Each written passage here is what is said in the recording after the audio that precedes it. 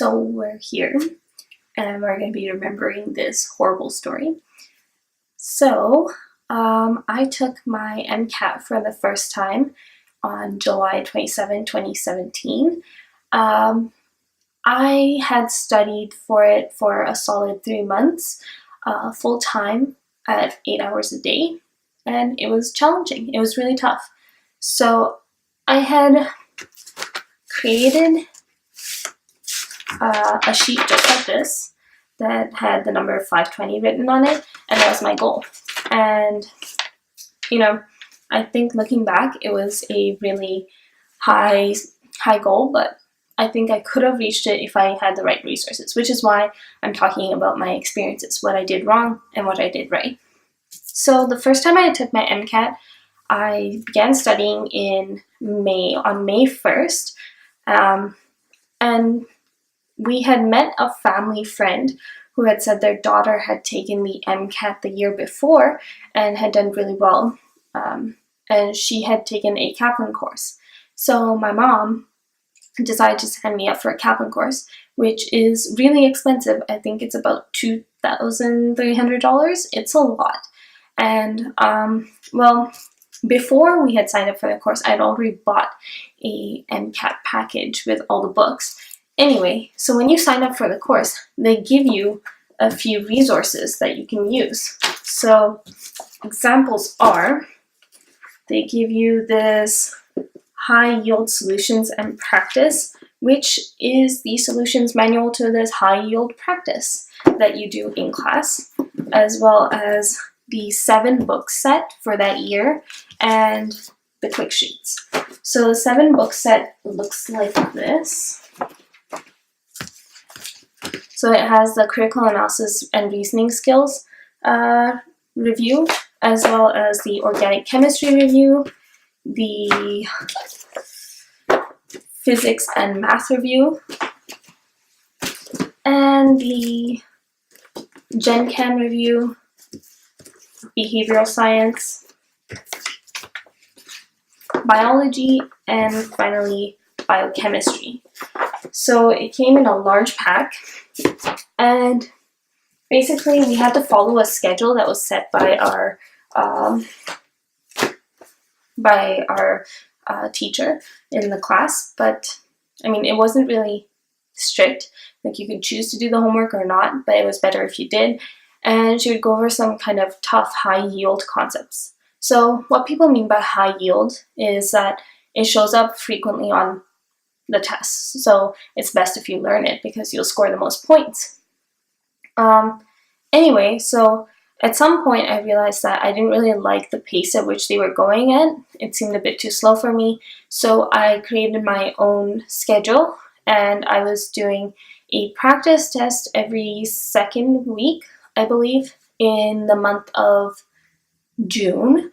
And then the month of July, for 2 weeks, I was doing a practice test every week. And then the last 2 weeks, I was doing a practice test every other day.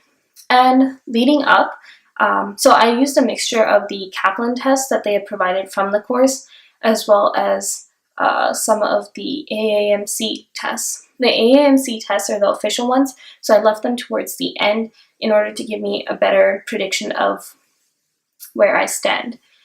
Except for one. So I did do one of the AAMC tests in the beginning, and that was one of the half-length diagnostics I think they provide. So I did that, and I think I got like 495 out of 528. So I was not good in the beginning. And anyway, so that was in May that I took my diagnostic test, and leading up to my actual exam, I think I was scoring in the 515 to 518 range, which was, I was elated with that because my score was 520. So I thought that the day of the test I would probably go up just a tiny bit if I review some of the things I was missing on every single test. Anyway, then I took the test. I didn't feel so good about it, so I felt really good about the chemistry and physics section, but the problem is, and that's always the first, okay, let me just explain how the MCAT works. So in the MCAT test, you have 4 sections, and they're always in the same order. The first order is the chemistry and physics section that has Gen Chem, OChem, and physics, and sometimes they might have some biochemistry sprinkled in. The second section is the critical analysis and reasoning skills. The third, then you get lunch, and then you have the biochemistry and biology skills section, and then the last section is the psychology and sociology section. I'll say that I was really nervous for this test because I had put a lot of hopes into what I was doing. I put a lot of time, and I was talking to my classmates and my friends who were taking the test and asking them how it was going. I felt like I was prepared, but, nerves. Then when I was taking the test, I thought that the chemistry physics section was pretty good, except that I was too slow on my timing, and so when I actually didn't finish reading all the passages for the chemistry and physics section, which spooked me out, and so I had to guess on a couple questions, I think 4 or 5 questions, just randomly click it before I had 10 seconds on the clock, and then I was pretty nerve-wracked from that, and so I think I didn't have enough time to calm me down because there's about a 10-minute break in between, and in that 10-minute break you have to sign out, and then go to the washroom, eat a snack, come back, sign back in, which also includes like a metal detector thing and a fingerprint scan, and so I didn't have enough time to really calm myself down, which ultimately led to me being really spooked for my next section, which was the critical analysis and reasoning section. So in this section, they basically have a bunch of paragraphs about a certain topic. It could be art history, drama, theater, psychology, sociology, economics. Could be anything. You don't have to be an expert in this, but you need to be able to understand the author's tone, what they're talking about, implications of what they're saying within the paragraph. And so within the article. So the article is about 5 or 6 paragraphs, and you have, I think, about 9 questions or 5 questions, I forgot, on each paragraph. So anyway, I was really scared when doing that section just because I thought, hey, I hadn't finished my last section. I have to do really well on this to make up for it. So I tried to do that, but it just turned into me rereading the same lines over and over again because I was just too afraid to concentrate. It was really bad. And ultimately, I did not finish reading one entire article, and so I had the same thing where I did not finish. I just randomly clicked off answers to get to finish off the test.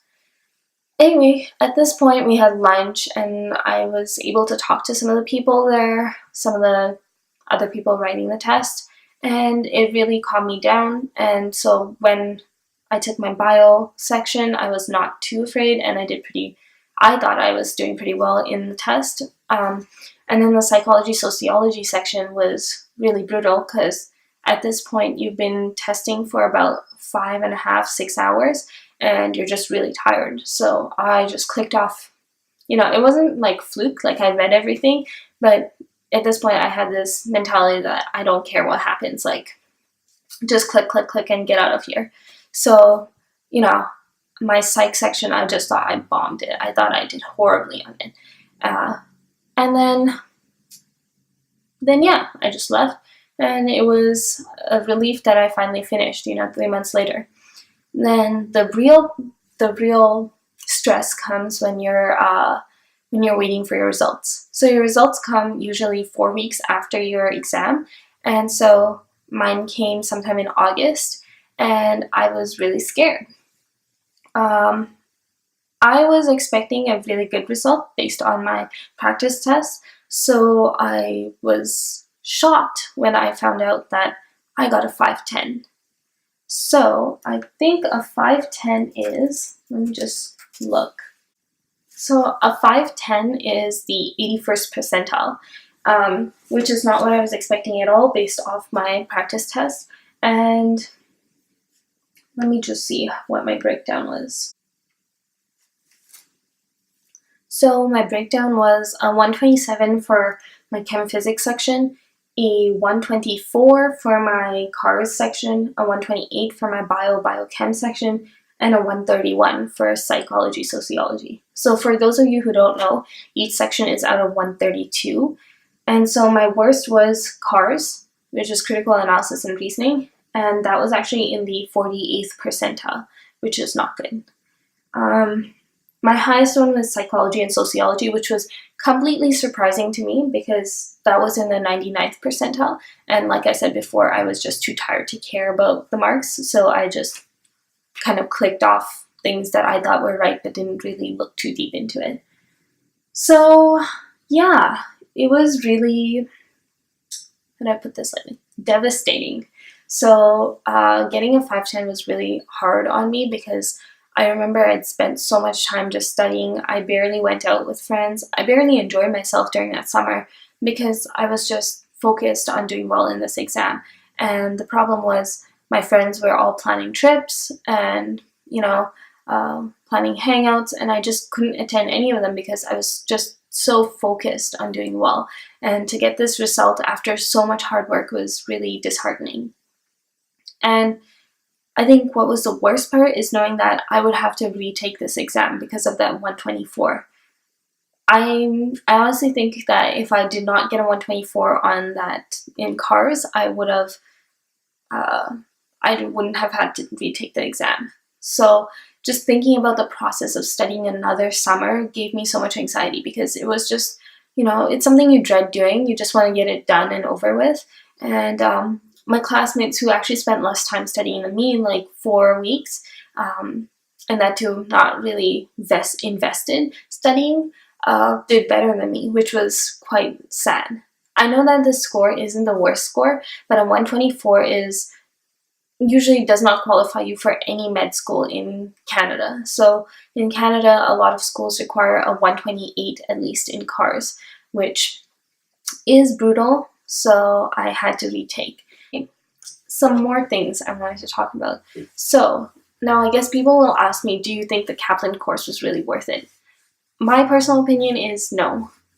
And the reason why is, despite me having an amazing teacher who was really supportive and willing to answer all my questions and help me out with any issues I had, it was really expensive. The course was like $2,500, and despite me getting all the materials, I could have easily spent, I don't know how much they charge, like $300 on the books myself and saved a lot more. As well, the techniques that they teach you to use while the techniques that they teach you to use while reading passages or trying to answer questions, you never remember them. And if you do remember them, your focus becomes on memorizing the technique rather than actually learning the material. And so I found that the technique actually slowed me down in my process. And so I think that the Kaplan course was not worth the money and I could have done better by myself, which I later did when I took my test. So yeah, that's pretty much all I have to say for this video. I'll be creating a second video on how I studied for my second retake, and more of a happy video because this was just depressing. Yeah, and I mean, I can make this a series of how to kind of review your tests, how to make your test schedule, and how to, I guess, balance things while studying for the MCAT, and how to study for each individual section, I guess. So if you guys like this video, please like, comment, and subscribe, as well as if you really want to see the next video of how my retake went, please let me know in the comments below. Okay, thanks guys, see you later.